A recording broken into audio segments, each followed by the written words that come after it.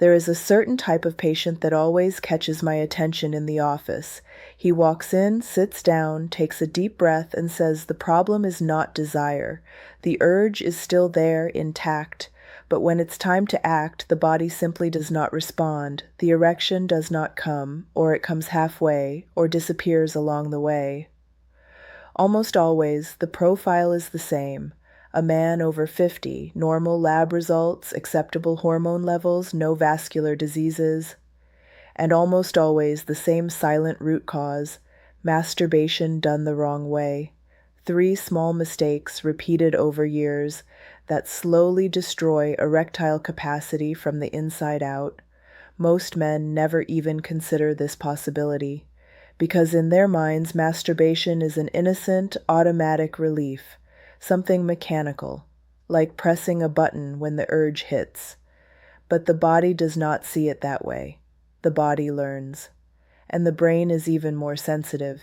It turns routine into pattern, and pattern into command. Masturbating quickly, always the same way, with the same stimuli, same timing, same motions, every day. This is basically reprogramming your nervous system to respond only to that kind of situation. So what happens when you're with a real woman in real time with real sounds, real skin, real scent, and none of that is part of the training you gave your brain? What happens is what I see growing in silence. Men who lose their erection even when they want it, even when they feel desire, even when they're with someone they care about, because they conditioned their body to only function under one specific script. And that script starts with 3 mistakes we're about to break down. But first, make sure you are subscribed to this channel. Here, we speak clearly, no fluff, and with full focus on what really matters for your intimate health. Now tell me in the comments if you've realized the problem might be in your own habits. Type retrain. If you think the problem runs deeper, type block. I'll be reading your answers there. Mistake 1. Rushing. Some men tell me it all started for convenience. 5 minutes before the shower, a couple of quick scrolls on the phone. Any video, barely even watching. A fast automatic movement ending in silence. Then towel, underwear, and move on with the day. What they don't realize, and this is where the problem begins, is that the brain was paying attention the entire time. Not just watching, learning. You cannot blame the brain, it's efficient. It notices patterns, reinforces repetition, and filters out what seems irrelevant. And when you always masturbate in a rush, without breathing properly, without exploring pleasure, without awareness of your own body, the brain concludes that this is the right way, the model, the official protocol of your system. Now think about what that means. You're teaching your nervous system to finish before it even starts. You're building connections that link pleasure to speed, stimulus to urgency, arousal to immediate relief. Then, when it's time for the real thing, with a woman, with scent, with rhythm, with layers, the brain gets confused. It doesn't understand what's happening. It gets lost, like entering a room where all the furniture has been rearranged. And what does it do when it doesn't recognize the setting? It goes back to what it knows. The automatic mode, fast, shallow, disconnected. Result, you ejaculate too soon, or lose your erection trying to hold back, or feel like you're there, but not really there. In this context, rushing is not just a habit, it's a command, a trigger for failure. You can spend years thinking the problem is emotional, hormonal, even psychological. But sometimes it was just careless repetition, 2 minutes a day, 5 days a week, for 20 years, and the body learned it wrong. Fixing this is not impossible, but it requires the opposite, presence. Instead of seeking relief like putting out a fire, try something different. Put the phone down, change the setting, breathe, touch with attention, stretch the moment, not as a performance, but as re-education. You don't need to last longer. You need to recondition better. If this content is making you reflect, And if you value this kind of direct and honest explanation about male sexual health, give this video a like. Your click helps spread this message to other men who, just like you, are trying to understand what's really happening in their own body. In the next few minutes, we'll talk about an even more destructive habit, one that often goes unnoticed. Mistake 2 is like a sweet poison. It works, it excites, it seems harmless, until it destroys you from the inside out. Mistake 2. Pornography. There's a curious phenomenon in the male brain. It believes what it sees, even when it knows it's a lie, and few lies are as well produced as pornography. The logic is simple. Intense visuals, calculated sounds, sculpted bodies, perfect cuts, impossible angles, everything designed for one specific mission, to capture your attention and fire your reward system. It works, and it works well. The problem is, it works too well. Pornography is not neutral. It doesn't go in one eye and out the other. It enters, settles in, and starts negotiating new conditions for pleasure with your brain. New patterns, new stimuli, new demands. What starts as a casual click becomes subtle reconditioning. You begin to need more stimulation, more volume, more intensity, more speed. What turned you on yesterday now feels dull. What used to excite you with a real partner now feels flat. That's when the body starts to fail, because when the brain gets used to the artificial, it begins to reject the real. The flesh and blood woman, with her own scent, her imperfect breathing, her skin that reacts and responds, she's no longer enough. Not because she changed, but because your frame of reference has been hacked, and no one sees it coming. The man just notices that the erection takes longer, or doesn't come, or comes, then disappears for no reason, or the desire is there but feels distant like a muffled sound behind a wall. In most of the cases I see, the patient doesn't link it to porn. He blames age, or his partner, or stress, until in a candid conversation, the truth comes out. His brain is no longer aroused by reality. It's hooked on fantasy. And here's a technical detail few people talk about. The brain doesn't distinguish between real and repeated. If you repeat the same kind of stimulus, even if it's fake, it learns to respond only to that. It's like training a dog to react only to a whistle at one specific frequency. Take away the whistle, and it won't bark. Take away the porn, and the body won't respond. And the longer this goes on, the harder it is to undo. Because by then, the brain has already rebuilt its pleasure circuits around extreme visual stimuli. The woman you love becomes invisible in the battlefield that porn has built inside your mind. The cruelest part?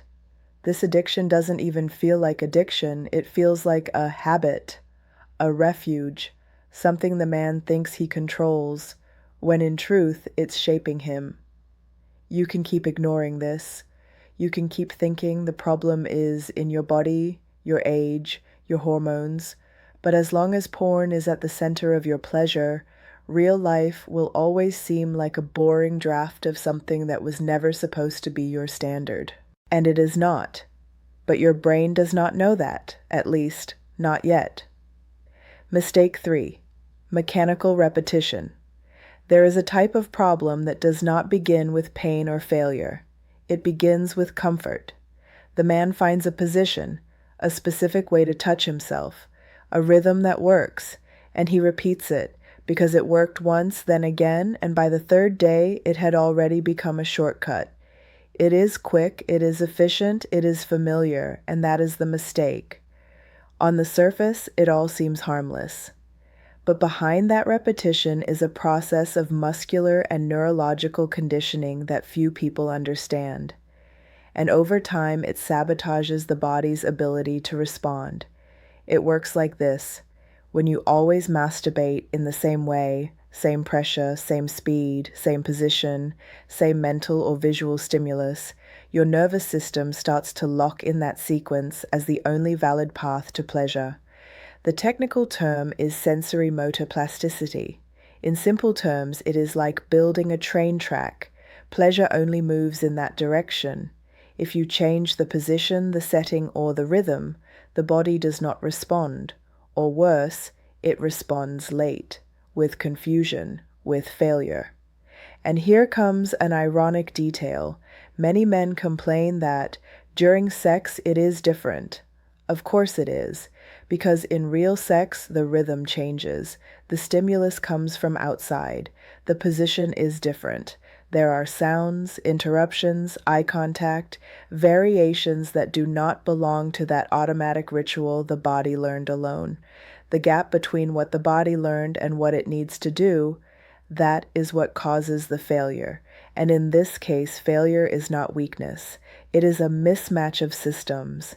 It is like training a swimmer their whole life in a shallow pool and then throwing them into the open sea. It is not that they do not know how to swim. It is that they never trained for the current. This mistake is silent because in the beginning it works. You finish, you feel relieved, you feel good. But little by little, you notice your body only responds that way.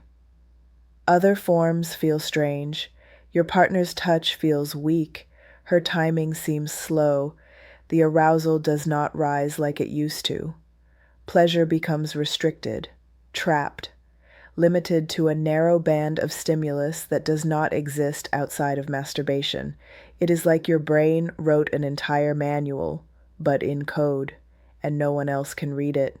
Many men, when they realize this, believe it is too late, that the body forgot, that something broke, but nothing broke. It just got stuck in a path that became too predictable. And everything that is predictable eventually stops being exciting. Undoing this mistake does not require strength. It requires curiosity and the willingness to step out of the path you built for yourself. What fascinates me about the human body is not the complexity of its systems, but the simplicity of the right commands. A weak muscle needs stimulation. A blocked vein needs to be cleared. A brain that learned the wrong way can be taught again. That is where the solution lies for so many unexplained cases of erectile dysfunction. Because if the failure was learned, recovery can also be learned. There is no magic button, no ready-made formula. But there is a new code, a new set of instructions that you can give your own body and recondition everything that was shaped automatically over the years. The code is simple. 1. Replace rushing with presence. Instead of chasing the end, explore the path. With each touch, with each breath, you are shaping new connections. It is not about lasting longer. It is about feeling more, because that is what teaches your brain not to rush, not to fail. 2. Replace pornography with imagination. A brain that creates is more powerful than one that only consumes. When you visualize, remember, invent, you reactivate your real desire. Not someone else's desire, scripted, edited, fake, yours, built from your history, your senses, your truth. 3. Replace repetition with discovery. Change the setting, change the position, change the hand, adjust the rhythm, the timing, the focus. This is not fantasy. This is neuromotor training. The more varied the stimulus, the smarter the response, and the more flexible your erection becomes. All of this may seem small, and it is, but in those small adjustments, the body takes back control, confidence returns, pleasure returns, firmness returns, and maybe most importantly, autonomy returns. Because an erection is not just physical, it is a reflection of how you relate to your own body, to your time, to your desire. And if all of that has been shaped by years of rushing, excess, and repetition, you can start the reverse process today, with calm, with awareness, with curiosity. If this content made sense to you, I want to invite you to subscribe to the channel now. Here, the talk is direct, without taboo, without fluff, and fully focused on your intimate health. Like this video if it helped you in any way. Your click helps this channel grow, and shows me that this kind of content must continue. And take a moment to watch the other videos too, where we talk about everything mature men should know, but almost no one explains. I am Dr. Elena Rossi, urologist, and I will see you in the next video. Take care.